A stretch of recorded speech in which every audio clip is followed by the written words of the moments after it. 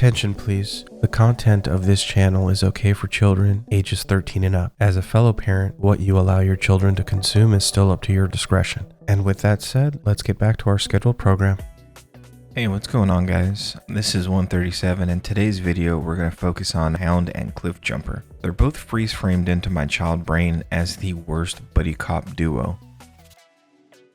Let's get down there and bend some metal. On one side you have Cliffjumper, whose backstory isn't really fleshed out in the cartoon, but he hates Decepticons more than he enjoys functioning. He's got a chip on his shoulder about anybody who doesn't really think about them the way that he does. He's totally a shoot first and what was the question type of personality. And Hound is the opposite of that coin. To my knowledge, it wasn't explored what kind of soldier he was or is to the Autobots. As his name implies, he's basically a scout, or that's his purpose, to sniff out the bad guys. Hound suffered the same fate as many original G1 characters nobody had a real interest in. Therefore, he quietly got removed from the show shortly after the 1986 movie came out. Before that, he was Spike's buddy and he wanted to learn more about the human species as possible, wishing he was human himself.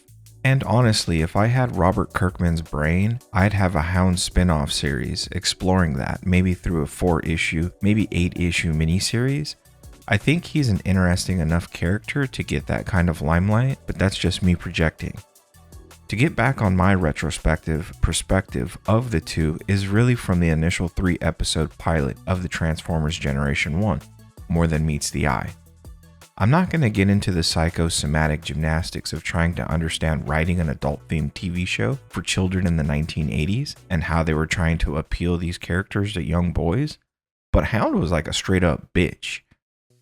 Like, I'm laughing about it years later, but let me walk you through it. You have an implied seasoned military figure, Green Beret almost, as implied by being an army jeep. So boom, there's that. And you know, Optimus gives Hound his little recon mission and Cliffjumper volunteers himself for the mission, and he implies it's on site as soon as he sees a Decepticon. Optimus is like, yo, chill my boy, just find them and we'll take care of this together. Like, bro, we're 11 minutes into the first episode of Transformers. These guys just woke up after 4 million years of not functioning. And Cliffjumper's first thought isn't, man, I had the most amazing nap. It's, I'm ready to destroy my enemies. My bro Cliffjumper is toxic. And if that isn't hilarious to you, this probably isn't the right YouTube channel for you, because I am laughing at the ridiculousness of this 40 years later. But if you don't understand, it's like as a kid, right? And I consider anyone under the age of 25 a kid. Not being condescending, it's just my own life experience and that's my perspective. Anyways, Call of Duty, for example, there's a mission in Modern Warfare 2 called No Russian. It has you play from the perspective of a terrorist group and you're supposed to assault an airport and its civilians. It is a brutally graphic scenario. As a kid, you're just like, I'm just trying to beat a video game. The undertones and the overtones are kind of over your head. The game is just trying to illustrate that these are the bad guys and they need to be stopped. And then you have those adults who don't play video games and blame real-world violence and child behavioral issues on these themes presented to children. And we're just like, you don't even play Xbox, bro. Don't touch my video games. But if you ever become a parent responsible for raising another human, this light bulb will eventually turn on for you.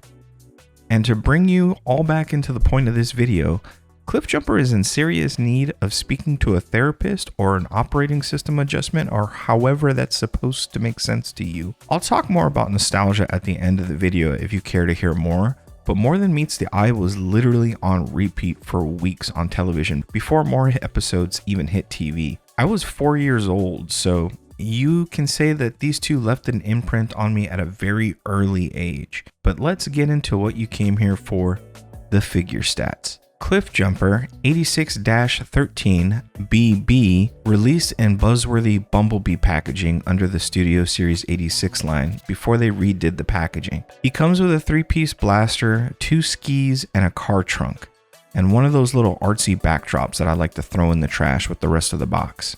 Sorry.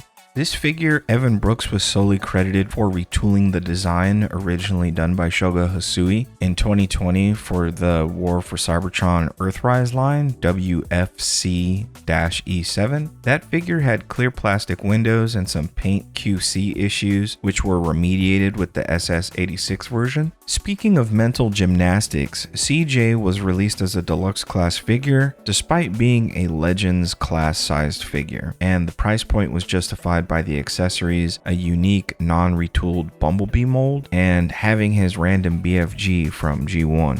And due to merchandising capitalization from Hasbro, his gas glass blaster, which is his actual primary weapon, is not sold with him, but in that pesky War for Cybertron Centurion drone weaponizer pack, WFC-E33. And yeah, after checking, I'm not dropping that kind of coin for that. Hound, on the other hand, oh man, we can get into the drama later.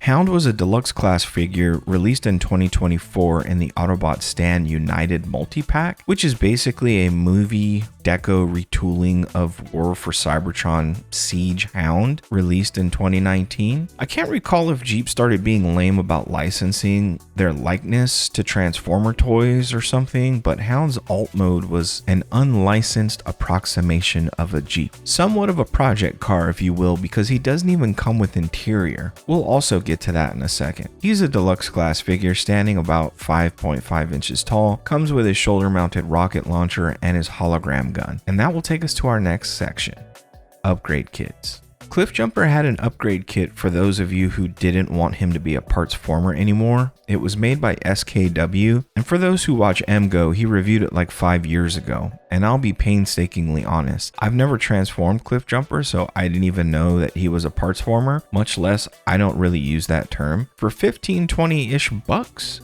I'll pass. Hound, on the other hand, as I'm putting together this script, he has an upgrade kit on the way. Hopefully it'll be here by the time I start filming. And due to YouTube magic or editing magic, you should be looking at me putting the kit on this figure. But anyways, as always, Go Better and my wallet are becoming more and more acquainted with each other. This fixes a majority of the issues with Hound's figure being an absolute hollow mess from behind in bot mode, and his alt mode being a Jeep with no interior, no seats, no steering wheel. Y'all are wild for that, Hasbro. What do you think about these upgrade kits? Do you think like you'd purchase one or both of these for your collection? Let me know down in the comments. But this kit absolutely sets Hound off for me, and granted, I don't ever have him in alt mode in my cabinet, but if I took him out to play with him, this will round us out to the next section of the video, what I like about the figures. For me, I think I owned Cliffjumper before I owned a legit Bumblebee figure in this G1 stylized, whatever you want to call it. But believe it or not, I nabbed CJ from a vendor at TFCon in 2024. So technically, it's my first TFCon purchase, so that has a little meaning to me. It gives the figure a story for me to talk about. That I got it at TFCon, that's pretty much it. It would be a really hard sell for me to replace this Cliffjumper figure. I think scale-wise and articulation-wise, he's pretty much perfect. I really like his face sculpt. His comically large cannon he comes with has a nice frosted blue pearl paint job. He has a lot of posability for a deluxe legend scale class figure, minus head articulation to kind of put him in a prone sniper position. And to be frankly honest, I've never owned a Bumblebee or a Cliffjumper figure back in the 80s. So this is just something that is super fun and cool to have as an adult. One of the interesting things about the Studio Series 86 line is that they're always trying to improve these figures to give us the most screen accurate cartoon representation of a character. So I know Cliffjumper originally wasn't like this weird simulated Starion, but I do like all of the little details, especially the little disc brakes behind the wheels on this character. I appreciate they tried to make it differentiate from Bumblebee, but I believe the purists are going to say that, you know, we want a pretty much mock-up fake Bumblebee with a wing on the back of it. I really like this figure. I think they kind of knocked it out of the park with this Cliffjumper. Again, like I said, everyone pretty much saying that it's inevitable that Studio Series 86 Bumblebee mode or mold is going to be retooled into a Cliffjumper. I don't doubt it for 1 second. When I say that these two are ingrained in my memory for more than meets the eye, they both literally have their own section in my shelf amongst all of the season 1 bots. Hound, I'll tell you straight up, I had one of the mini variations of the Netflix Hound, and I thought he looked great. Absolutely no reason to replace him. He checked a box off for me.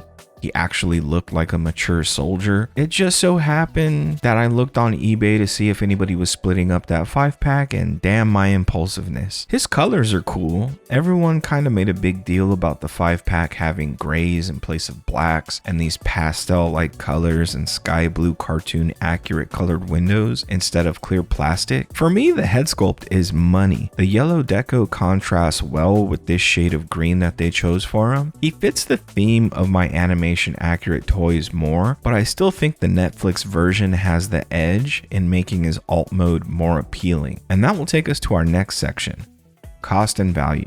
Cliffjumper cost me about $35 to $40 TFCon tax, and Hound cost me $78.13 after taxes and shipping. I know a big taboo subject right now is Transformers pricing and Hasbro getting away with charging us more because of tariff drama, or it's the sign of the times or the economy, whatever the case may be. I just don't even put my 2 cents in. I'm over here paying FOMO, con, and eBay tax prices on figures I missed out on, and I can tell you that this has slowed down tremendously after a lot of gaps were filled in my collection. I didn't mind paying the $65 for Hound. I already had all 4 of the other figures from that 5-pack and had no desire to purchase them again, only to be left with to sell them and take a loss on them. I don't know, man. I just hated the fact that he's one of the figures, like Wind Charger, I constantly was saying I wanted released, and they did us dirty with this 5-pack.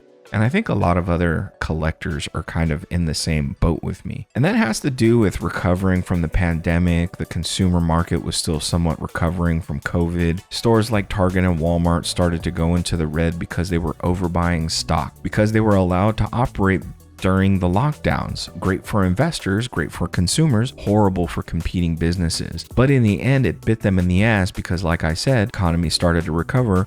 World started to become mask free, and restrictions on where you could buy your goods no longer gave these mega corporations an edge. All of that to say, Target backed out of their deal with Hasbro to have exclusive rights to this Hound figure, given how bad the Bumblebee packs were doing in the Transformer side of the aisle. Target just got greedy and had to make up for it by not ordering product for quite some time. So that is why you started to see Targets in 22 and 23 with empty shelves, bare necessities not being stocked, etc. I mean, they're cool now, but that fallout still affects poor performing products, and that's evidenced by dry Transformers shelves today, especially after that trash run of TF1 mainline. But enough about real life, let's get into things I don't like.